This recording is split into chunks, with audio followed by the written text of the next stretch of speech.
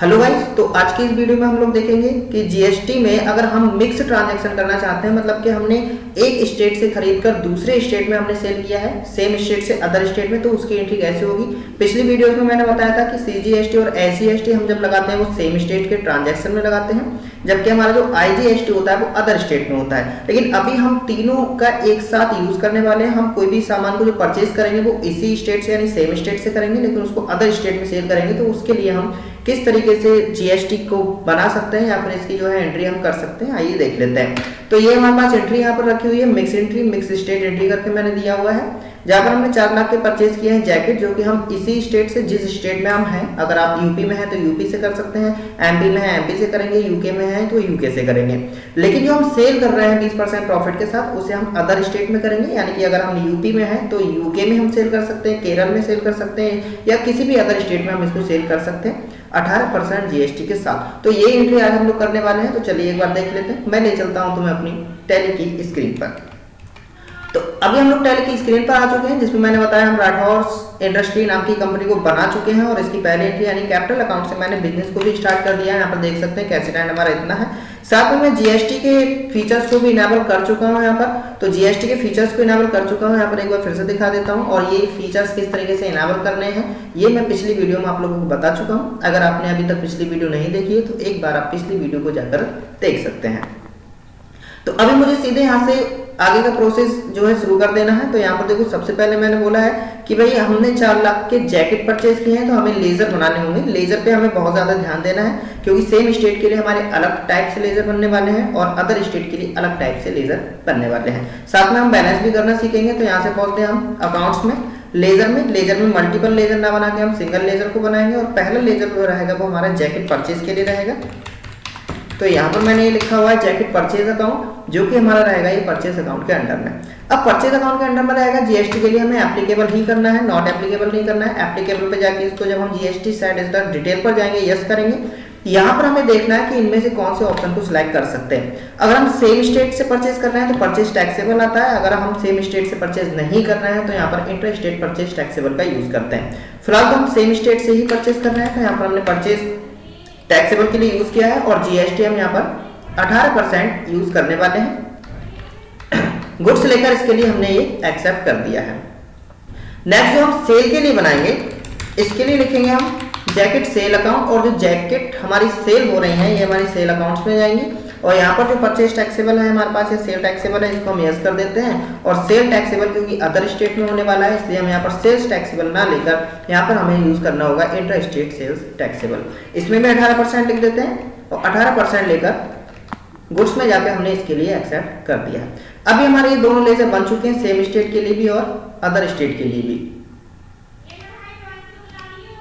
अब यहाँ से पहुंचेंगे हम इन्वेंट्री में। इन्वेंट्री में जाने के बाद यहाँ से हम स्टॉक में ग्रुप बना लेते हैं। ग्रुप क्योंकि हमारा एक ही बनने वाला है, जो कि हमने जैकेट को परचेज किया है, जैकेट को सिलेक्ट किया। और जैकेट बनाने के बाद इसके अंदर जो हम नाइक के और पूमा के लेने वाले हैं, इसके हम आइटम से बना लेते हैं। इसके से बैक जाएंगे, आइटम बना लेते हैं। तो पहले हमारे पास जो आइटम है वो नाइक का रहेगा, और नाइक रहेंगे हमारे जैकेट के अंडर में। और इसके लिए Alt+C से मैं डायरेक्ट इसका यूनिट बना लेता हूँ, जो कि रहेगा हमारा पीसेस में। तो इस तरह से मैंने ये पहला हमारा जो है कंप्लीट किया है। नेक्स्ट हमारा जो पूमा का बनेगा, सेम हमारा प्रोसेस रहने वाला है। तो यहाँ पर मैंने ये लिखा है पूमा, और पूमा में जैकेट में रहेगा, पीसेस में रहेगा, और एंटर प्रेस करते हुए हम इसके लिए भी एक्सेप्ट यहाँ पर कर देते हैं। तो अभी मैंने ये दोनों बना लिए। अब हमें देखना है सिर्फ इसकी एंट्री किस तरीके से हम करने वाले हैं। लास्ट में हमें बैलेंस भी बनाना होगा। तो यहाँ से हम बैक चलते हैं। बैक चलने के बाद हम सीधे पहुंचेंगे यहाँ पर अकाउंटिंग वाउचर में। और अकाउंटिंग वाउचर में पहली एंट्री रिसीव में, जो कि कैपिटल अकाउंट की थी, मैं कर चुका हूँ। नेक्स्ट हमारी सीधे परचेज करना है। परचेज के लिए जाएंगे हम F9 में। F9 में जाने के बाद कैसे हमें परचेज करना है, तो कैसे परचेज करेंगे, जैकेट परचेज। जैकेट परचेज में जाकर यहाँ पर हमारे सामने ऑप्शन मिल जाएगा, एक नाइक का है, एक पूमा का है। तो नाइक की सारी क्वांटिटी और वो मैंने एंट्री में दिखा दी थी, आप बैक करके उसकी स्क्रीनशॉट भी ले सकते हैं। तो नाइक के हम जो है वो 200 क्वांटिटी के लिए यहाँ पर परचेज कर रहे हैं, जो कि 1000 के रेट में परचेज कर रहे हैं। और यहीं पर हमने जो है पूमा के परचेज किए हुए हैं, जो कि हमने 1000 खरीदे हुए हैं, 100 खरीदे हुए हैं, जो कि 2000 के रेट में हमने परचेज किया है। टोटल हमने 4 लाख की जैकेट को परचेज किया है। स्पेस प्रेस करेंगे तो यहाँ पर देखो, अभी मैंने कहीं पर भी हमारा जैकेट के साथ में हमारा जीएसटी का ऑप्शन नहीं आ रहा है, यानी अब हमारी जीएसटी के लेजर को भी बनाना होगा। तो जीएसटी के लेजर बनाने के लिए मैं यहीं से बैक चल के आप लोगों के लिए दिखा देता हूँ कि जीएसटी का लेजर किस तरीके से बनेगा। तो लेजर में चलते हैं और यहाँ पर हम जीएसटी का लेजर भी बना लेते हैं। तो एक बनेगा हमारे पास यहाँ पर सीजीएसटी, और सीजीएसटी जो रहता है ये हमारा सब ड्यूटीज एंड टैक्सेस के अंदर रहेगा, और जीएसटी को सिलेक्ट करके यहाँ पर सीजीएसटी हमारा सेंट्रल होता है जिसे हमने एक्सेप्ट कर दिया है। नेक्स्ट हमारा एसजीएसटी, और एसजीएसटी भी ड्यूटीज एंड टैक्सेस में जीएसटी में लेकर हम एसजीएसटी का मतलब होता है स्टेट, तो ये हमने स्टेट का बना लिया है। और नेक्स्ट हमारा रहेगा आईजीएसटी। आईजीएसटी रहेगा ड्यूटीज एंड टैक्सेस में जीएसटी को लेकर, आईजीएसटी का मतलब है इंटीग्रेटेड टैक्स, और इसके लिए भी हमने यहाँ से एक्सेप्ट कर लिया है। तो अभी हमने तीनों तरीके के लेजर बना रहे हैं। अब हम देखते हैं कि ये ऑप्शन वहाँ पर दिखाई देगा या नहीं देगा। तो यहाँ पर चलेंगे हम परचेज में। परचेज में जाने के बाद हमने कैश से यहाँ पर परचेज किया है, जो कि हम जैकेट परचेज कर रहे हैं। नाइक की हमारे पास है यहाँ पर 200 क्वांटिटी 1000 के रेट में 2 लाख रुपए में, और पूमा के हमारे पास है 100 क्वांटिटी 2000 के रेट में, तो टोटल 4 लाख का। यहाँ पर हमने स्पेस की प्रेस किया तो देखिए सीजीएसटी, एसजीएसटी और आईजीएसटी सारे ऑप्शन हमारे शो होने लगते हैं।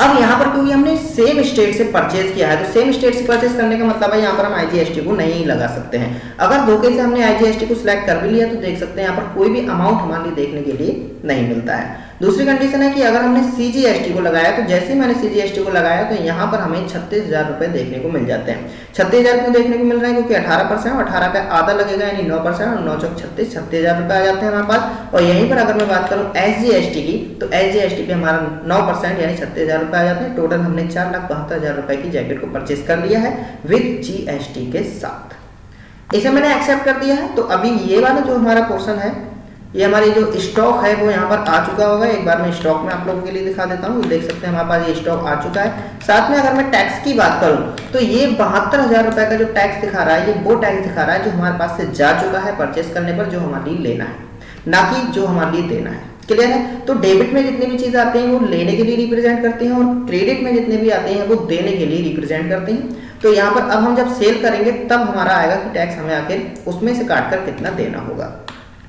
यहाँ से हमने गए और सेल पर कर देते हैं, तो सेल में पहुंचेंगे हम, और सेल में हम कैश से इसकी एंट्री करने वाले हैं। जैकेट सेल हमारी जो नाइक की है वो 200 क्वांटिटी है, तो यहाँ पर मैंने 200 क्वांटिटी लिखा है क्योंकि हम 20% प्रॉफिट पर सेल कर रहे हैं। तो 1000 रुपए का अगर 20% निकालूं तो 200 रुपए आएगा, यानी हम इसको 1200 में सेल करने वाले हैं। और दूसरा हमारे पास जो है वो 100 क्वांटिटी जो हमने 2000 के रेट में खरीदी है, जिसे हम 2400 के रेट में सेल करेंगे 2,80,000 रुपए में। लेकिन ये जो हमने सेल किया है वो सेम स्टेट में नहीं बल्कि अदर स्टेट में सेल किया है, इसलिए यहाँ पर हम ना तो सीजीएसटी लगा सकते हैं, लिख सकते हैं ब्लैंक आ रहा है, और ना ही हम यहाँ पर एसजीएसटी का यूज कर सकते हैं, क्योंकि यहाँ पर अदर स्टेट है और अदर स्टेट के हिसाब से हमने लेजर को बनाया है, इसलिए यहाँ पर हमारा आईजीएसटी को ही लिया जाएगा। तो जैसे मैंने आईजीएसटी लिया तो 86,400 रुपए वो निकल कर आए हैं जो हमारी सरकार को देने होते हैं। इसके लिए कर देते हैं हम एक्सेप्ट। तो उम्मीद है कि इतनी बात आप लोगों को समझ में आई होगी कि लेजर के अकॉर्डिंग ही हमारा सीजीएसटी आईजीएसटी यहाँ पर डिडक्ट किया जाता है। एक बार यहाँ पर चल के चेक कर लेते हैं भाई, स्टॉक तो हमारा अभी कोई नहीं है क्योंकि स्टॉक हमारा जा चुका है, हम परचेज कर चुके। एक बार हम लोग चल के देख लेते हैं कि हमारा टैक्स जो है यहाँ पर किस तरीके से शो होने वाला है। तो यहाँ पर आएंगे हम और हमें पता लगता है कि ड्यूटीज एंड टैक्सेस में देखो दोनों साइड में, यानी कि क्रेडिट साइड में भी हमारा टैक्स हो रहा है और डेबिट साइड में भी हमारा टैक्स शो हो रहा है। लेकिन ये जो सीजीएसटी और एसजीएसटी है जो कि हमने परचेज करने पर टैक्स दिया था, यानी हमारे पास ये टैक्स पहले ही जा चुका है, जबकि जो हमारा आईजीएसटी आ रहा है हमने सेल करने पर टैक्स इसको इंक्लूड किया है, यानी कि ये वाला टैक्स हमारे पास आया है जो हमारी सरकार को देना है। अब यहाँ पर बात ये आती है कि हम एसजीएसटी 86,400 तो दे सकते हैं, लेकिन सीजीएसटी और एसजीएसटी यहाँ पर टैली में इसको दे नहीं सकते। उसका रीजन ये है कि अगर मैं इसको देने जाऊंगा अभी तो ये डबल हो जाएगा। यहाँ से हम क्या करते हैं, पेमेंट करते हैं। पेमेंट करने के लिए पहुंचेंगे हम पेमेंट में। कैश से अगर हमने कहा कि हम पेमेंट करने वाले हैं सीजीएसटी का, तो सीजीएसटी आ रहा है 36,000 रुपए, और मैंने अगर यहाँ पर 36,000 रुपए लिखा तो देख सकते हैं यहाँ पर 36,000 की जगह यहाँ पर जो है ये हमारा 72,000 शो होने लगता है, यानी कि ये हमारा क्या हो गया, डबल हो गया। इसका मतलब है ये वाली जो एंट्री है वो हमारी रिसीव होनी चाहिए, लेकिन रिसीव हम नहीं कर सकते, कभी भी हम टैक्स को रिसीव करते नहीं है। तो आखिर हमें करना क्या होगा, हमें करना होगा कि अब हमें इन दोनों को इस तरह से बैलेंस करना है कि हमारा पेमेंट के लिए निकल कर आए, लेकिन वो 86,400 में से 36,000 और 36,000 72,000 हमारा माइनस कर दिया जाए, और माइनस करने के बाद जो बचेगा वो हमें आईजीएसटी को पे करना होगा। लेकिन ये प्रोसेस किस तरीके से किया जाएगा, उसके लिए हमें पहुंचना होगा जनरल वाउचर में। ध्यान रखना सीजीएसटी आईजीएसटी क्योंकि हमें रिसीव करना है, और रिसीव करने पर क्या होता है, cash account debit to CGST account होगा, यानी कि 2 में हमारी सीजीएसटी रखना है और 2 में हमारी आईजीएसटी रखना है। जबकि अगर किसी भी चीज का हम पेमेंट करते हैं तो लेजर हमारा जो है डेबिट किया जाता है, नहीं IGST account debit to cash account. तो आईजीएसटी अकाउंट हमारा क्या करना है, डेबिट करना है, और सीजीएसटी और एचजीएसटी अकाउंट क्या करना है, हमारे क्रेडिट करना है, क्योंकि रिसीव करना है। बात क्लियर है। तो यहाँ से एक बार हम इसको बैलेंस कर लेते हैं, और बैलेंस करने के लिए कहाँ पहुंचेंगे हम, अकाउंटिंग वाउचर में, और अकाउंटिंग वाउचर में यहाँ पर हमारे देखना होगा जनरल वाउचर। जनरल वाउचर के अंदर हमारे पास बाई आ रहा है, और हमारे पास यहाँ पर 2 आता है। बाई या 2 हम देख सकते हैं, क्रेडिट या डेबिट से हम समझ सकते हैं। तो बाई का मतलब होता है डेबिट। डेबिट हमें क्या करना है, डेबिट करना था हमारी आईजीएसटी। क्लियर है, डेबिट करना था हमारी आईजीएसटी। तो आईजीएसटी के लिए हम क्या करेंगे, यहाँ पर डेबिट करेंगे, और आईजीएसटी को कितना डेबिट करना है, 86,400 रुपए। तो यहाँ से मैंने ये लिखा है 86,400। एंटर प्रेस करेंगे, यहाँ पर वाई की जगह पर हम खुद से अपनी तरफ से लिख देते हैं 2, और 2 में हमें लेना है सीजीएसटी। भाई सीजीएसटी कितना था, सीजीएसटी था हमारे पास 36,000, यहाँ पर 46,400 आ रहा है, इसको हटा के हम यहाँ पर कितना कर देंगे, 36,000 रुपए। एंटर प्रेस किया, ये हमारा अकाउंट जीरो हो जाता है। इसमें हमने फिर से लिया है सीजीएसटी हो गया हमारे पास। अब हमारे लिए कौन सा लेना है, आईजीएसटी, जो कि हमारे लिए लेना है यहाँ पर 36,000। तो मैंने सीजीएसटी और आईजीएसटी को क्या कर दिया, क्रेडिट कर दिया। आईजीएसटी के लिए क्या कर दिया, डेबिट, लेकिन हमारे डेबिट और क्रेडिट साइड जो कि इक्वल होने चाहिए, जो कि नहीं है। तो इसके लिए हमें 2 में एक और बार यहाँ पर दिखाना होगा आईजीएसटी, और आईजीएसटी यहाँ पर आ रहा है 14,400 रुपए, यानी ये अब हम रिसीव कर चुके हैं। इसके लिए हमने एक्सेप्ट कर दिया। तो अब ये 86,400 में से 72,000 माइनस करके जो 14,400 रुपए आए हैं, ये हमारा आया है जो कि पेबल है। तो यहाँ पर ट्रायल बैलेंस में जाके अगर मैं बात करूं तो यहाँ पर देख सकते हैं अभी हमारा 14,400 रुपए पेमेंट के लिए निकल कर आया, जो कि सिर्फ आईजीएसटी है, और यहाँ पर सीजीएसटी और आईजीएसटी यहाँ से जा चुका है।